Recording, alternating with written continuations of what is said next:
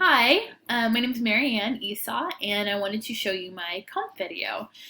I wanted to show you guys just a little bit about Gossel, Kansas, USD 411, where I was able to do my hours. Gossel is about 45 minutes north of Wichita. It's very tiny. There's about 500 people who live in town, including myself, and there are about 300 people K through 12, pre-K through 12. We have Dr. John Fast as the superintendent and the elementary principal, and he's actually been here for about 25 years. And Mr. Scott Bowden is the secondary principal, and he's been here 8 years.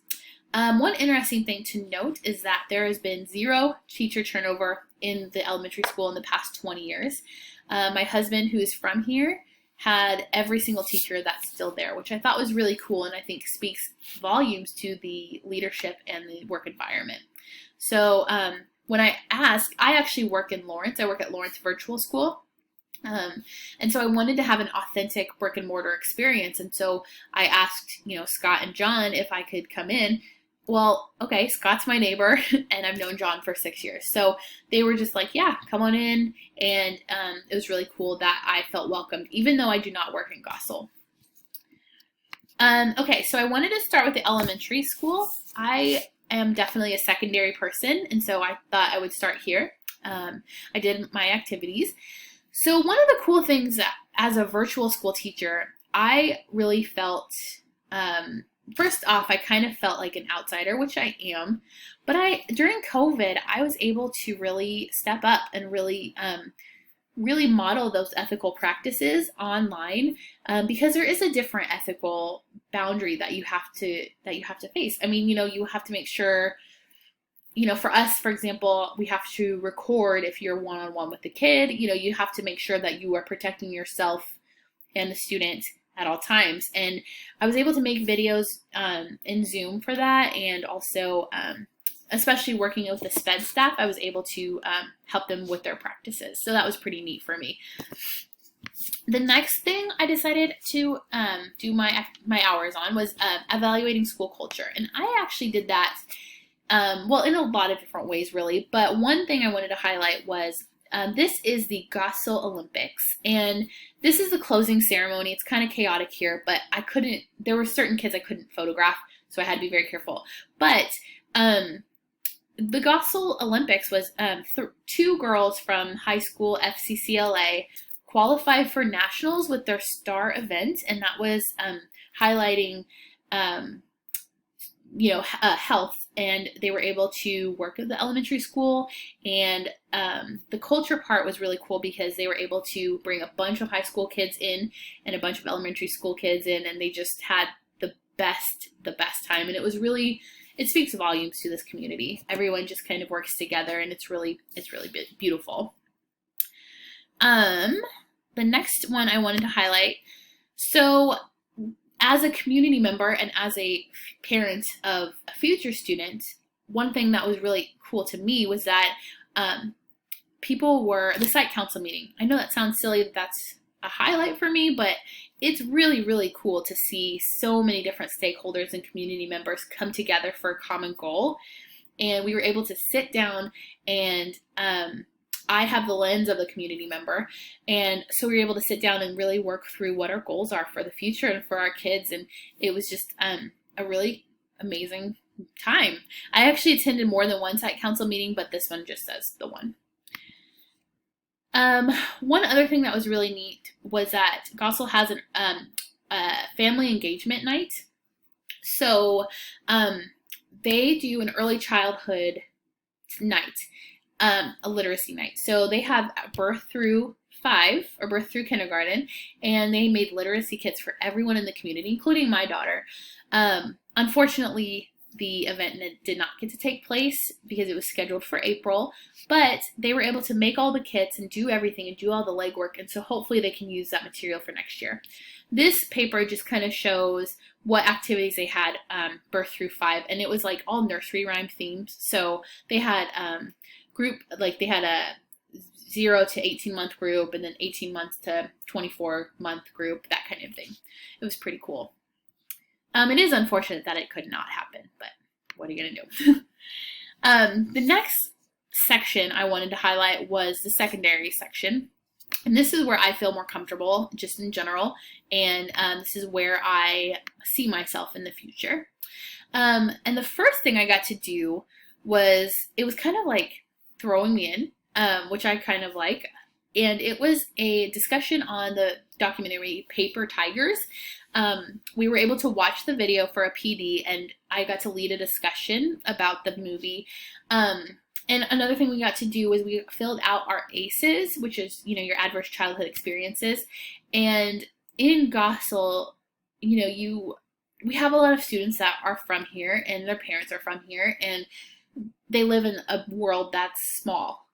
And so just having us as staff, or them as staff, I guess, figuring out what their ACEs were, it really opened their eyes to what kids could be dealing with. And I think that will be really helpful in their future.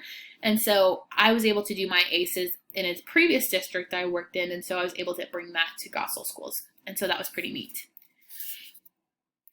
The next one I wanted to talk about, this is the Bluebird Backers, and it's our booster club. It is 1 year old, so it's pretty new, but honestly, they were amazing. They had a budget. They were able to just show what money they have raised in such a short amount of time and what that money goes for. And it was, again, a bunch of community members just coming together for all of our kids. And it was really cool to be a part of that. This meeting on 310 was actually asking about what we would do if schools closed, because we weren't quite at that point yet. And it was actually pretty soon after that, but they actually were able to purchase signs for all of the seniors, and they did a bunch of baskets for the seniors. They did stuff for teacher appreciation. There were a lot of cool things that they got to do. Next one thing I got to do was help develop the master schedule, and for 6 through 12. I worked with their counselor, and our counselor is the K-12 counselor, but this was just secondary. And it's tricky. It's tricky when you have one teacher per content area, and some classes are bigger, some are smaller. And so, if you have English 9, for example, do you have 35 kids in that class, or do you split that into two groups, and how does that work? Gossel has an 8-hour day, and so that helps a little bit with that, but some teachers have a lot more preps than others, which can be an issue. And one teacher teaches K through 12, the art teacher.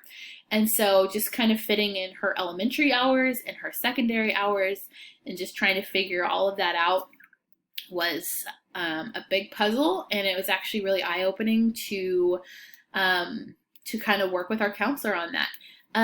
Band here in Gossel is huge, like top priority, and band and choir. And so, they have to be very aware of that, and very aware of, don't put the one English class for juniors, for example, next to band, because it's not going to go well with community members. And so just knowing those things is really important as an admin moving forward. Another cool thing I got to do was I got to be in the meetings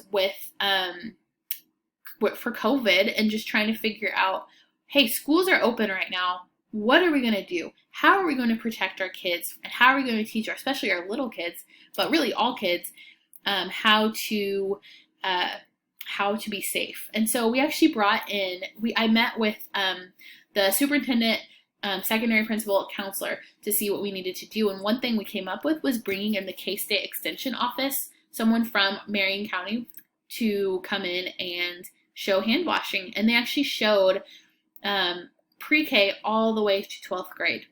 And the 12th graders, in theory know how to wash their hands, but they were able to show you, like, hey, this is what happens if you do it for 5 seconds. This is what happens if you actually use soap and do it for 20 seconds, kind of thing. So that was pretty cool to be a part of that. And then the last thing I would say for secondary is that I got to observe a lot. And I actually did a lot more hours observing than I thought I would, mostly because of COVID. I did a lot of in-person hours up January, February, and then the rest of the year I decided to do online because I have that experience, and so I wanted to give feedback if and when necessary. And honestly, the teachers were amazing. They went from in person to online within a blink of an eye. And I know that's the case for everyone, except for virtual teachers. But it was really, really cool to see that. And I was able to actually observe almost every teacher in the district, which I thought was pretty cool. And then the last one, the district activities, I wanted to highlight a couple things. So earlier I mentioned that our superintendent has been here a long time and there's been no turnover. Well, about a week after I asked if I could do my hours in Gossel, he announced his retirement. So he actually is retiring end of June. And it was really interesting because as a community member, I was able to sit down and talk with the KASB board people. There's two that came, and we were able to talk about the needs of the community, and just being able to sit down with community members and hear what was really important to them was really cool. A lot of people didn't know the process, and so it's a long process, but it was really interesting to be a part of that. And I was able to kind of see, I was able to kind of not help pick the person, but I was able to be in there and meet all the three candidates and kind of give my input. So that was pretty cool. And the last thing I wanted to highlight district-wise was something that is very important to me. I have a young daughter, and one thing that was important to me working in Lawrence was the fact that I had a mother's policy. I knew exactly what my rights were as a new mom for, pumping or privacy and things like that. Well, Gossel had nothing on maternity leave, nursing, pumping, nothing. And so there was a 3-inch binder full of board policies. And here's one of the table of contents for it. But I highlighted that. I looked specifically for that policy because it was important to me. It was an issue last school year in Gossel, and it was this year and next year too, for sure. And so, it hadn't really maybe been thought of in the past because it hadn't been an issue with, no turnover. But it is now. And so I was able to bring that to the superintendent, and I was able to show him that it was not there, and he was able to bring that to the board, and it's still kind of pending approval, but we'll see how it goes. So I'm excited about that. One thing I should have responded, sorry, on this slide, going back to the superintendent. So the superintendent decided to retire. After that, 3 teachers in the elementary school are retiring: 3rd grade, 4th grade, 5th grade. So there will be 3 new teachers, which is interesting. And hopefully next week we'll have interviews. And so I'll be able to be in on those conversations as well, even though I'm hopefully done. But yeah, I just wanted to highlight that. So it goes from like no new teachers to 3 and a new admin. So that's kind of a lot. Overall, I thought it was a really positive experience. And I really, like I said, COVID really kind of helped me feel like I can actually do this. There was a moment there where people were really looking to me for leadership, and I felt like, I don't know, I just felt like I could really be a good admin. So it was a really good experience, and I'm really glad I had it. And yeah, let me know if you have questions. All right, thank you.